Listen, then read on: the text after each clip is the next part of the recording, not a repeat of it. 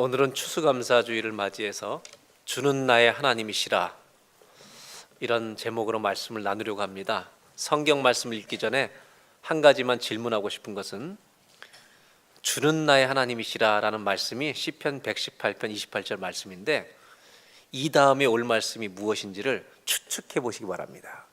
그 다음에 뭐가 나냐면 내가로 나와요. 주는 나의 하나님이시라, 내가.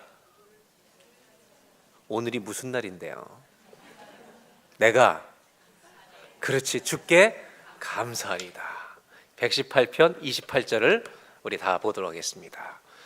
주는 나의 하나님이시라, 내가 주께 감사하리다. 주는 나의 하나님이시라, 내가 주를 높이리이다. 한 절인데 외우기가 쉽습니다. 다 같이 한 번만 더 함께 봉독하도록 하겠습니다. 주는 나의 하나님이시라, 내가 주께 감사하리이다. 주는 나의 하나님이시라, 내가 주를 높이리이다. 아멘. 오늘 이 한 절 가지고 말씀을 나누려고 하는데, 주는 나의 하나님이시라는 이 한 문장이 얼마나 귀하고 소중한 문장인가 하는 것을 우리가 오늘 마음에 새겼으면 좋겠습니다. 주는 나의 하나님이시라는 이 고백이 얼마나 값진 고백인가. 이 고백은 1밀리언이 있다는 것과 비교할 수가 없습니다. 나는 집이 5채 있다, 비교할 수가 없습니다. 저는 이 문장 한 문장이 가지고 있는 영적인 무게를 우리가 오늘 깨닫는 주일 예배가 되시길 바랍니다. 주는 나의 하나님이시라는 이 고백은 정말 가난한 자에게는 하나님이 우리의 부유함이 되신다는 고백인 줄로 믿습니다. 병들어 죽어가는 사람에게는 주님은 나의 생명이라는 고백이 되는 것입니다. 죄인에게 이 고백은 하나님은 나의 용서가 되신다는 고백입니다. 절망의 터널을 통과하고 있는 성도님들에게는 하나님이 나의 소망이 되신다는 고백입니다. 그래서 이 고백은 무엇과도 바꿀 수 없는 신앙 고백입니다. 그래서 시편 기자는 내가 주께 감사하리다 라고 이어서 말하고 있다는 것입니다. 추수감사주의를 맞이하여 우리들 안에 이 고백이 있는가를 점검해 봤으면 좋겠습니까? 점검했으면 좋겠는데, 주는 나의 하나님이십니까? 아멘입니까? 옆에 분들하고 한번 사랑의 인사를 나눌까요? 주님은 나의 하나님이십니다. 한번 사랑해서. 이게 아멘이라면 우리가 반드시 해야 될 게 있습니다. 내가 주께 감사하리이다. 한번 외워볼까요? 아니야, 너 침착하시고. 이쪽은 주는 나의 하나님이시라, 내가 주께 감사하리이다. 주는 나의 하나님이시라. 똑같은 거 2번 하면 돼요. 여기는 머리가 조금 좋아야 돼. 두 번째는 내가 주를 높이리이다. 그러니까 내가 첫 번째는 내가 주께 감사하리이다, 두 번째는 내가 주를 높이리이다. 됐죠? 시작. 주는 나의 하나님이시라, 내가 주께 감사하리이다. 주는 나의 하나님이시라, 내가 주를. 아멘. 아멘입니다. 주는 나의 하나님이시라는 이 고백이 얼마나 값진 것이냐를 아는 사람은 입술로만 감사하는 사람이 아니라 마음으로 내 온 마음과 정성을 다해서 감사하는 삶을 살게 될 줄로 믿습니다. 왜 우리는 그렇다면 주님이 나의 하나님이라는 고백을 가진 자는 왜 감사하며 살아가는가, 이것을 좀 오늘 아침에 좀 생각해 보려고 합니다. 저는 사람들을 만나면서 사람들이 가지고 있는 공통점들을 발견하게 됩니다. 여러 공통점이 있겠지만 우리의 공통점 중에 하나는요, 우리는 모두가 후회하고 산다는 것입니다. 후회라는 것은 돌이킬 수 없는 과거에 우리가 했던 말이나 행동이나 일들을 얘기합니다. 그래서 모든 사람은 후회할 것을 가지고 살아가고 있습니다. 그때 그 말을 하지 말았어야 되는데, 혹은 그때 그 주식에 투자를 안 했어야 되는데,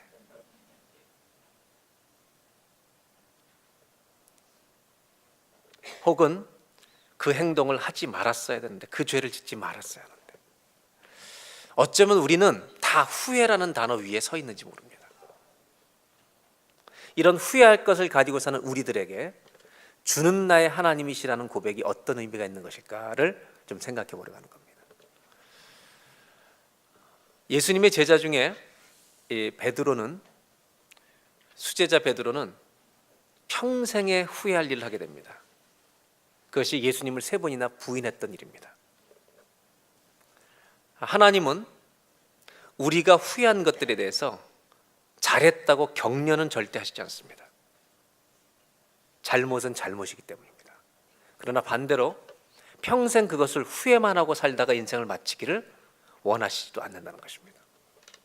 그렇다면 후회할 일을 저지른 베드로에 대해서 하나님은 어떻게 그를 처리하셨는가, 대우하셨는가를 우리가 좀 볼 필요가 있습니다. 먼저 생각해 볼 것은 예수님이 후회하고 있는 베드로에게 먼저 찾아가셨다는 것입니다. 여러분, 주님은 우리의 잘못된 행동이나 죄나 실수나 실패, 이런 후회할 것들을 가지고 있을 때 우리에게 찾아오신다는 것을 잊지 마시길 바랍니다. 우리를 찾아오십니다. 예수님을 찾아갈 수 없는 베드로의 입장에 있는 그 베드로에게 부활하신 주님은 찾아가십니다. 그리고 예수님은 베드로를 만나서 이렇게 말씀하시지 않았습니다. 너 그럴 줄 알았어. 너 말이 빠른 거 성급한 때부터 내가 알아봤어. 이렇게 말씀하시지 않았다는 겁니다. 오히려 만약 그렇게 말씀하셨다면 베드로는 주님을 평생 다시는 볼 수 없는 후회가 평생 마음속에 있을 것입니다. 예수님은 오히려 베드로를 만나 이렇게 말씀하십니다. 너는 아직도 나를 사랑하느냐?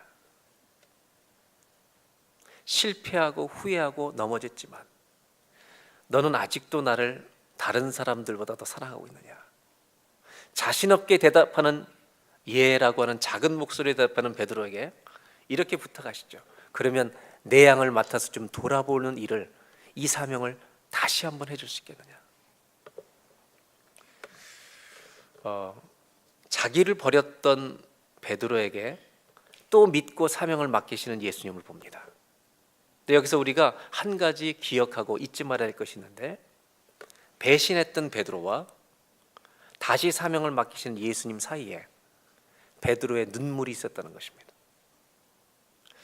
눈물이란 단어가 낭만적일까 봐 다른 단어로 좀 설명을 드린다면 회개가 있었다는 것입니다. 하나님은 하나님의 자녀들이 후회할 일을 저질렀을 때 후회의 자리에 머물러 있지 않게 하시고 회개하게 인도하시는 분입니다. 여러분, 후회의 자리에 있지 마십시오. 회개하시기 바랍니다. 그 사이에 회개가 있었습니다.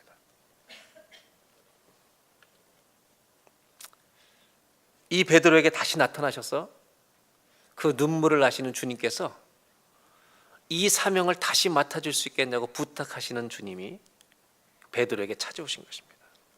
그때 베드로는 이런 걸 느꼈겠죠. 이분은 사람들과는 다르구나. 이분은 나를 진짜 끝까지 사랑하시는구나. 저는 그 자기에게 사명을 다시 맡기시는 주님을 보면서 베드로가 또 한 번의 회개가 있었다고 생각합니다. 나 같은 사람한테 또다시 맡겨주신 하나님. 그리고 베드로의 입술에서 이런 고백이 있지 않았겠어요? 주님은 나의 하나님이십니다. 이분은 정말로 나를 절대로 버리지 않는 분이시구나. 나를 고치시는 분이시구나. 여러분, 하나님은 후회할 일을 저지른 우리들을 치료하시는 치료자인 줄로 믿습니다. 그분이 우리 하나님이시라는 겁니다. 그리고 후회하며 살아갈 수밖에 없었던 베드로가 그 사명을 다시 맡았을 때 저는 불평하면서 일을 했다고 생각하지 않습니다. 제가 분명히 믿는 것은 베드로는 평생을 이제 감사하면서 그 일을 감당했을 줄로 믿습니다. 이것이 바로 베드로, 하나님을 아는 베드로의 마음이 아니었겠나. 성가대원들 여러분, 봉사하는 거 힘드시죠? 네? 일찍 와서 끝나고 연습하고 A씨 그러면서 하지 말고, 저는 주차 봉사든 교사 봉사든 성가대 봉사든 안내 봉사든 어떤 봉사든 주를 섬기는 분들이 감사함으로 끝까지 섬기는 복이 있기를 주의 이름으로 축원합니다. 어떻게 그렇게 할 수 있었는가? 후회할 수밖에 없었던 우리들이, 평생 후회할 수밖에 없었던 우리들이 하나님의 사명을 다시 맡고 살아갈 수 있었던 데에는 나를 버리지 않고 끝까지 사랑하시는 나의 하나님이 계셨기 때문입니다. 그래서 우리가 오늘 주님을 섬길 수 있다는 것입니다. 이 감사함을 회복하는 사람의 따라오는 축복이 있습니다. 그것은 뭐냐면 믿음이 견고해질 줄로 믿습니다. 감사하는 사람은 믿음이 흔들리는 것이 약해진다는 겁니다. 왜냐하면 감사는 믿음이 없이는 할 수 없는 게 감사이기 때문이에요. 사도행전 4장에 보면 베드로가 주님을 버릴 수 있는 또 한 번의 기회가 왔습니다. 잡아 가두려고 사람들 앞에 섰을 때 베드로가 이렇게 말하죠. 내가 사람을 좋게 하랴 하나님을 좋게 하랴. 그는 견고하게 서서 흔들리지 않는 사람이 되는 것입니다. 저는 우리 목회자들도 다 똑같다고 생각해요. 겉은 우리가 멀쩡해 보이지만 우리 속은 얼마나 부족한 게 많은지 모릅니다. 여기 뭐 저하고 여기 송 목사님 이렇게 있는데 김성환 여긴 다 모범생들만 있네요. 일부 예배 때는 송가민 목사님이 앉아 있는데 참 대학 때 잘 놀았다 그러더라고요. 예수 믿기 전에. 근데 그렇게 놀던 사람에게 맡겨주시니까 얼마나 송가민 목사님 평생 감사하고 일해야 돼요. 송정원 목사님은 모범생이잖아요. 저런 분은 감사가 없을 수도 있어요. 근데 여러분 감사할 수밖에 없는 건 모범생 뒤에 있는 인생의 후회를 아십니까? 모든 사람은 똑같다는 거예요. 송관민 목사님은 다 알게 놀았지만 저분은 모르게 논 게 있을지도 모릅니다. 모범생으로 인정받으면서 속에 끓고 있는 죄악들. 우리 예수 믿는 모든 사람들은 주는 나의 하나님이시라는 이 고백 앞에 감사할 수밖에 없게 될 줄로 믿습니다. 그런데 이 감사를 해야 되는 이유가 있습니다. 왜 그런지 아십니까? 오늘 첫 번째 난조하는 것입니다. 한번 따라 하실까요? 감사는 우리의 믿음을 견고하게 합니다. 감사하는 사람은 믿음의 흔들림이 적다는 것입니다. 왜냐하면 감사 자체가 믿음의 고백이기 때문입니다. 사도 베드로는 평생 후회할 수 있는 일을 저질렀지만 감사의 사람으로 살아갑니다. 그리고 베드로후서 1장 1절에 편지를 쓰면서 뭐라고 편지를 썼는가 한번 잠깐 보겠습니다. 예수 그리스도의 종이며 사도인 시몬 베드로는 우리 하나님과 구주 예수 그리스도의 의를 힘입어 내가 할 수 있는 게 아니라 그분의 보혈의 공로를 힘입어 그것이 내가 그 힘을 입지 않으면 나설 수가 없는 사람이다. 예수의 의를 힘입어 그 다음에 동일하게 무슨 믿음이에요?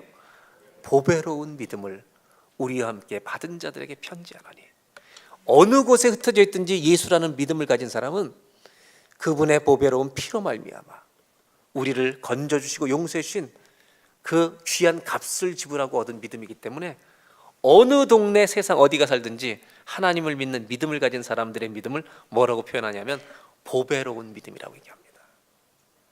우리와 함께 받은 자들에게 편지하노니 그러면서 2절에 이렇게 말합니다. 다 같이 한번 읽어볼까요? 은혜와 평강이 너희에게 더욱 많을지어다. 여러분 베드로는요 은혜와 평강이 아니라 불안과 두려움과 후회가 가득 차 있었어야 될 사람이에요. 그런데 하나님이 베드로의 인생의 치료자가 되어주셔서 그의 인생에도 하나님이 은혜와 평강으로 채워주셔서 편지 쓸 때 은혜와 평강이 너희에게 더욱 많을지어다 라고 쓸 수 있는 이 귀한 이유가 오직 주는 나의 하나님이시라 내가 주께 감사하리이다. 이 고백을 가졌기 때문에 이런 일이 일어난 줄로 믿습니다. 저와 여러분이 추수감사절을 맞이하면서 이 신앙 고백으로 하나님 앞에 감사가 회복되는 오늘 예배가 되기를 주의 이름으로 축원합니다. 주는 나의 하나님이시라 내가 주께 감사하리이다. 여기가 뭐 하기로 했죠? 주는 나의 하나님이시라. 반대로 해보겠습니다. 여기가 주는 나의 하나님이시라 두 번 하는 겁니다. 시작. 주는 나의 하나님이시라 내가 주께 감사하리이다. 주는 나의 하나님이시라 내가 주를 높이리이다. 이쪽이 천재네요.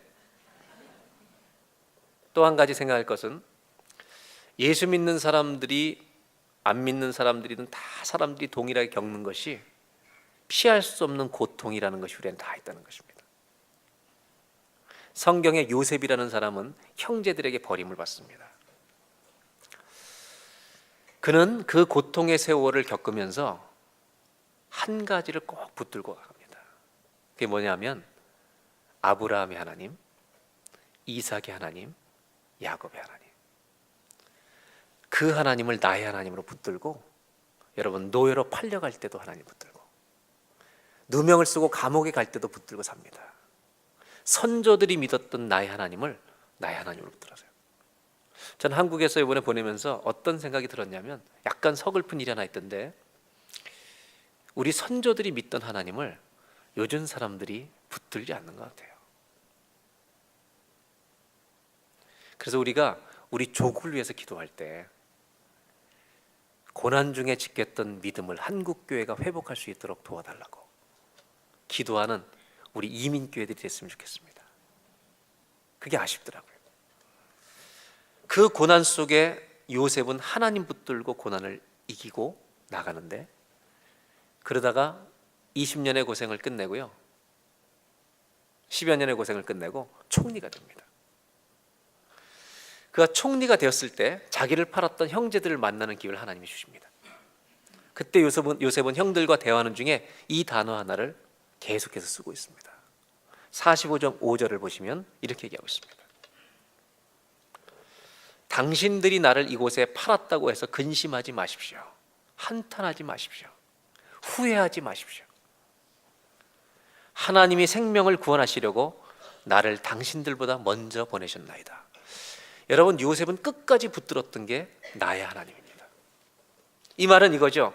당신들이 팔았다고 해서 염려하지 마십시오. 하나님이 나를 구원하시려고, 생명을 구원하시려고 나를 먼저 보내셨습니다 라는 말은, 나의 인생은 사람들에 의해서 좌우되지 않습니다. 나의 인생은 하나님에 의해 결정된다는 믿음을 가지고 있는 겁니다. 그리고 나서 나중에 다 형제들을 불러 모읍니다.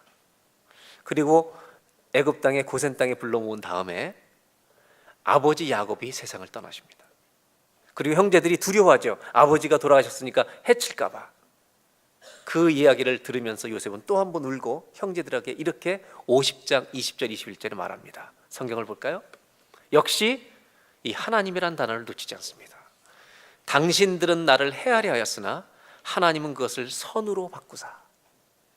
당신들은 나를 해하려 하였으나 하나님 그것을 선으로 바꾸사.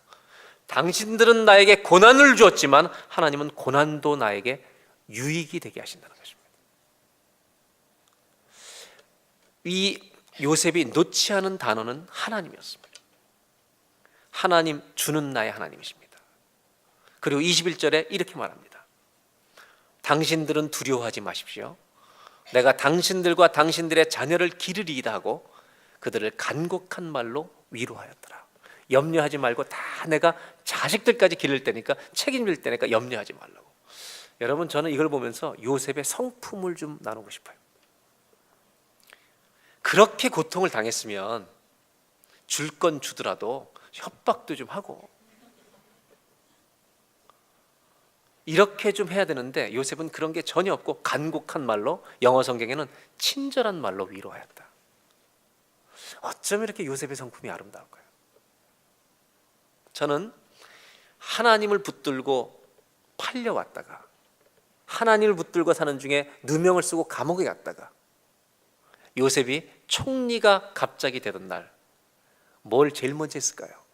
저는 분명히 확신하는 게 있습니다. 요셉은 나의 하나님께 감사했을 줄로 믿습니다. 주는 나의 하나님이시라 내가 주께 감사하리다. 주는 나의 하나님이시라 내가 주를 높이리다. 주님은 나를 높일 수도 있고 낮추기도 할 수 있는 분이 주님이시다. 그리고는 감사하는 것이 제1의 행동이었을 거라고 확신합니다. 이 요셉이 형제들을 만났을 때 간곡한 말로 위로합니다. 저는 우리가 감사해야 되는 이유가 또 하나 있다고 생각합니다. 한번 따라해 보실까요? 감사는 우리의 성품을 온전하게 합니다. 저는 감사하는 사람은 성품이 성숙해질 줄로 믿습니다. 예수님을 닮아갑니다. 그럼 반대로 감사하지 않는 사람은 성품이 미숙해지는 것입니다. 왜 감사해야 됩니까? 우리 마음이 감사할수록 주님을 닮아가는 역사가 일어날 줄로 믿습니다. 그래서 여러분, 감사하며 사는 은혜가 평생토록 있기를 주의 이름으로 축원합니다. 이렇게 고생한 사람이 감사할 수 있는 유일한 이유는 주는 나의 하나님이 되어주셨기 때문입니다. 마지막으로 하나만 더 나누도록 하겠습니다. 성경에 보면 이민 실패자가 나옵니다. 이민을 잘못 갔던 사람, 그 사람이 나오미입니다. 나오미는 남편과 두 아들 데리고 모압 땅에 갑니다. 양식을 구하러 갔다가 두 이방 며느리를 얻은 다음에 남편도 잃고 아들 둘도 잃는 남자들을 다 잃어버립니다.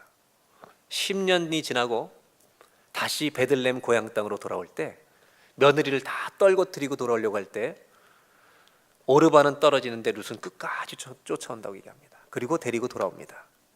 오랜만에 고향에 나타난 나오미를 보면서 모든 동네 사람들이 수군거리기 시작하죠. 좀 초라해 보인다. 저 사람이 나오미가 아니냐. 그때 나오미가 나오미라고 자기를 부르지 말라고 얘기합니다. 자기 이름을 뭐라고 부르라 그래요? 마라라고 부르라고 얘기합니다. 한번 보실까요? 성경 말씀을. 20절에 이렇게 말합니다. 나오미가 그들에게 이르되 나를 나오미라 부르지 말고 마라라 부르라. 이는 전능자가 나를 심히 괴롭게 하셨습니다. 여러분, 사람이 실패하면 하나님이 나를 괴롭힌다고 말하는 사람이 있습니다. 그래서 이름을 뭐라고 부르냐면 나오미라고 부르지 마, 마라, 괴로움이라고 불러라. 여러분, 자기 성 뒤에 괴로움이라고 붙여봐요. 박괴로움, 이괴로움, 김괴로움, 이렇게 이름을 바꿔버린 거예요. 개명을 해버린 거예요. 그러면서 21절에 이렇게 말합니다. 내가 풍족하게 나갔더니 여호와께서 나에게 비어 돌아오게 하시느니라. 아니요, 갈 때부터 비어 있었습니다. 근데 그때가 더 좋았다는 거죠. 그래서 결국 이민의 실패자로 다시 돌아오는 거예요. 역이민을 한 겁니다. 여호와께서 나를 징벌하셨고 전능자가 나를 괴롭게 하셨거늘 너희가 어찌 나를 나오미라 부르느냐 하니라. 여러분, 룻기의 이야기는 이렇게 비참하게 돌아온 나오미, 이민 실패자의 나오미로 끝나는 게 아니라 이들을 하나님이 어떻게 회복시켰는지, 어떻게 이 가정을 일으키셨는지, 어떻게 축복하셨는지를 보여주는 책이 룻기입니다. 이 하나님이 저와 여러분의 하나님이 되어주실 줄로 믿습니다. 이 가정에 자기의 이름을 괴로움으로 바뀐 이 집에 하나님은 은혜를 부어주기 시작하십니다. 근데 이 집에 은혜를 부어주시는데 결정적으로 기여한 한 여자가 있습니다. 그 여자 이름은 룻입니다. 이 룻이 이 결정적인 기여를 하는데 고백했던 한 문장이 있습니다. 어머니가 오지 말라고 하는데 끝까지 쫓아오면서 했던 고백. 한번 볼까요? 룻기 1장 16절. 룻이 이르되 내게 어머니를 떠나며 어머니를 따르지 말고 모압 땅으로 돌아가라고 강권하지 마십시오. 어머니께서 가시는 곳에 나도 가고 어머니께서 머무시는 곳에서 나도 머물겠나이다. 어머니 백성 내 백성 되고 어머님이 가르쳐 주신 그 하나님이 나의 하나님이 되시리니. 여러분, 이 룻이라는 여자에게 나의 하나님이라는 고백이 있었다는 걸 잊지 마시기 바랍니다. 어머니가 가르쳐 준 하나님, 내 하나님이 되었습니다. 주는 나의 하나님이시라.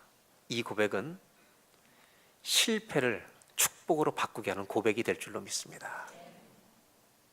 그리고 와서 이 여자는 제일 먼저 괴로움과 슬픔 속에 있는 시어머니의 그 방에서 같이 괴로워하지 않고 들판으로 나갑니다. 뭘 주스러 나가죠? 이삭을 주우러 나갈 때 AC 그러고 나갔을까요? 저는 성경에 나와 있지 않은 또 하나의 단어를 상상하게 됩니다. 저는 룻이 이렇게 나갔을 거라고 확신합니다. 감사하면서. 뭘 감사하면서 나갔을까요? 아무것도 없는데. 여러분, 우리가 잊지 말아야 될 것은 고난도 우리 인생엔 늘 있지만 감사할 것도 늘 있다는 것입니다. 아마 룻은 이렇게 감사했겠죠. 하나님, 먹을 것 없지만 들판에 나가서 이삭을 줄 때 오늘의 양식을 주실 줄로 믿습니다. 큰 것을 기대하는 게 아니라 데일리 브레드를 기대한 겁니다. 그러면서 이렇게 기도했을 것 같아요. 제 상상입니다. 이삭을 주울 수 있는 건강을 주셔서 감사합니다. 오늘 제가 나누고 싶은 것 뭐냐면 작은 것에 감사하자는 것입니다. 여러분, 작은 것에 감사할 때 하나님은 그의 미래를 위해 축복을 예비하신다는 것을 잊지 마시길 바랍니다. 룻은 이 작은 감사를 가지고 이삭 주러 갔는데 거기서 보아스를 만나서 그가 기업물을 자라는 걸 알게 되고 온 가족을 회복시키는 그 보아스와 결혼하게 되는, 역사를 이루고 다윗의 조상을 낳는 할머니가 되는 것입니다. 여기서 중요한 건 이것입니다, 여러분. 회복이 있기 전에 믿음이 있었습니다. 나의 하나님. 회복이 있기 전에 감사가 있었던 것입니다. 저는 이 순서를 우리가 놓치지 않았으면 좋겠습니다. 축복이 먼저 온 것이 아니라 감사가 먼저 왔다는 것입니다. 전 우리 모든 성도님들이, 우리 교회 교우님들이 감사로 가득 찬 성도들이 되시기를 주의 이름으로 축원합니다. 왜냐하면 그 감사하는 사람의 미래를 하나님은 축복으로 예비하실 것이기 때문입니다. 회복이 오기 전에 감사가 있었다는 것. 오늘 추수감사주일입니다. 고통이 해결되지 않았음에도 불구하고 오늘 한번 감사해 보시지 않겠습니까? 전 이번에 한국에 방문했다가 혼자 돌아왔습니다. 장모님이 수술을 갑자기 하시게 돼서 저희 처가는 딸 하나, 오빠 남동생인데 아들들은 미국에 살고 딸은 캐나다에 사는데 혼자 사시는 우리 어머님이 장모님이 독거노인이 되셔가지고 허리가 너무 아프신 거예요. 수술하면 80%의 통증이 제거된다는 의사 얘기를 듣고 고민하시다가 용기를 못 내시다가 딸이 온 김에 수술해야 되겠다. 그래서 한양대학병원에서 수술을 받게 됐어요. 그 수술이 수술 시간만 6시간입니다. 뼈에다 쇠를 2개를 박는 건데, 2군데를 박는데 여러분, 어려운 시간에 거기 병원에 수술 받은 사람 얘기를 들어보니까 너무 아프니까 수술을 하고 나서 막 베개를 집어 던진대요, 사람들이. 그래서 다 거기 이미 수술 먼저 받은 분들이 저희한테 코치를 해주는 거예요. 너무 아프다고. 근데 참 우리 인생에는요, 감사할 것이 다 있어요. 저는 한양대학병원이라는 데를 처음 가봤는데 병원 원목이 제 신학교 1년 후배더라고요. 몰랐어요. 가서 알았지. 그리고 한양대학 교목이 새로 왔다는데 3주 전에 제 친구가 왔어요. 그래서 오라 그랬어요. 난 간다 이제. 잘 방문해드리라. 여러분, 작은 거잖아요. 제 친구가 3주 전에 왜 한양대학 교목으로 가 있겠어요? 기도해드리라고. 원목이 제 왜 1년 후배가 가 있겠어요? 정말 우리는 고난도 많지만 감사해야 될 작은 일들이 얼마나 많이 일어나는지 몰라요. 여러분, 고난이 해결되지 않은 채 그대로 있다 할지라도 그냥 있어요. 오늘 추수감사주일인데 한번 감사해 보시지 않을래요? 이유는 하나 때문에, 주는 나의 하나님이시기 때문에. 이 정말 이방 여자 룻이 아무것도 없는데 이삭을 주러 갈 때 불평하고 화내면서 간 게 아니라, 저는 상상이 돼요. 건강 주신 거 감사합니다. 그리고 데일리 브레드를 구하러 나가는 거예요. 그 감사가 있는 사람에게 하나님은 축복의 미래를 예비하신다는 걸 잊지 않는 우리 교회가 됐으면 좋겠다. 감사는 미래를 바꾸는 것입니다. 한번 따라 하실까요? 마지막으로, 감사는 우리의 미래를 축복되게 합니다. 저는 오늘의 감사로 미래의 축복을 준비하는 저와 여러분의 인생이 되시기를 주의 이름으로 축원합니다. 시편 118편 28절. 주는 나의 하나님이시라 내가 주께 감사하리이다. 주는 나의 하나님이시라 내가 주를 높이리이다. 다 같이 한번 찬양하겠습니다. 그렇습니다. 주의 아름다움은 말로 다 형언할 수가 없습니다. 주님의 그 놀라우심은 다 표현할 수가 없습니다. 누가 그 지혜를 깨닫고 누가 그 깊은 사랑을 측량할 수 있겠습니까? 고난이 아직 해결되지 않아도, 문제가 아직 떠나지 않았어도 오늘 이 추수감사주일에 우리가 이렇게 고백하면 어떻겠습니까? 주는 나의 하나님이시라. 내가 주께 감사하리이다. 주는 나의 하나님이시라.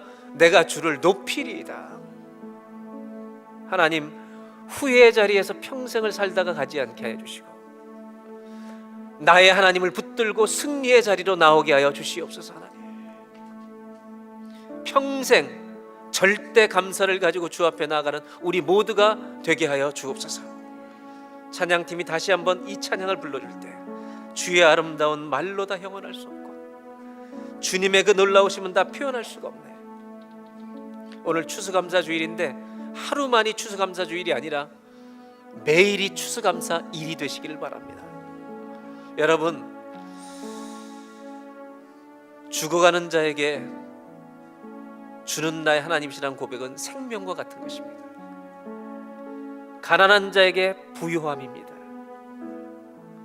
고통당하는 자에게 이 고백은 위로입니다. 오늘 아직 고통을 지나고 있는 분들이 있다면 이 시간에 두 손을 주 앞에 들고 기도하시지 않겠습니까? 내가 주님을 의지합니다.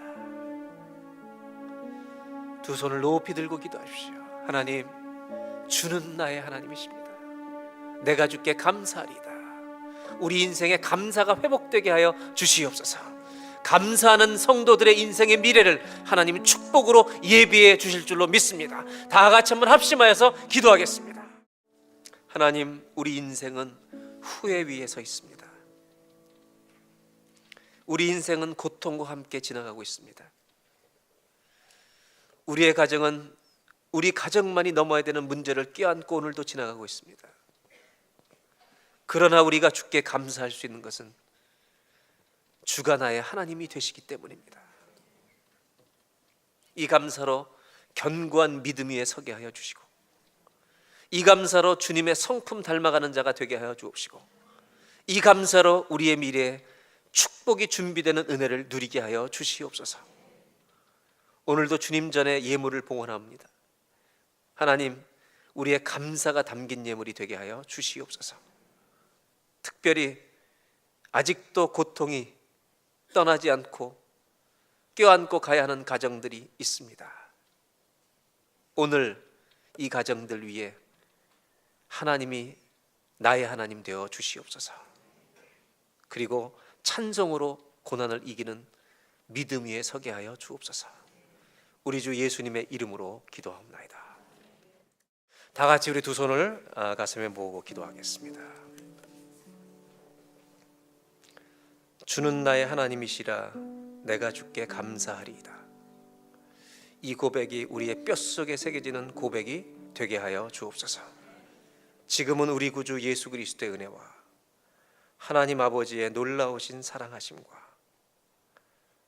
감사하는 자의 미래를 축복으로 바꾸시는 성령님의 감동감화 역사와 인도하심이 오늘 예배를 드리고 세상을 향해 나가는 모든 성도님들과 세례 입교를 받은 2부 예배 7명의 자매님들과 우리의 파송 선교사 귀한 선교사님들 임이사야 그레이스, 노스테반 하찬양, 김충성 이온유, 심정석 심영주, 김종현 박현숙, 김혜준 김연환, 홍두표 홍준희, 이주승리 이주사랑, 박스테반 김섬김 정갈렙 이산지, 임평강 허은혜 황이삭 황주디, 진조이 진헌이 조영원 한인숙, 그리고 인턴 선교사로 나가 있는 김살렘 청년에 이르기까지 지금부터 영원토록 함께하여 주시기를 간절히 축원하옵나이다.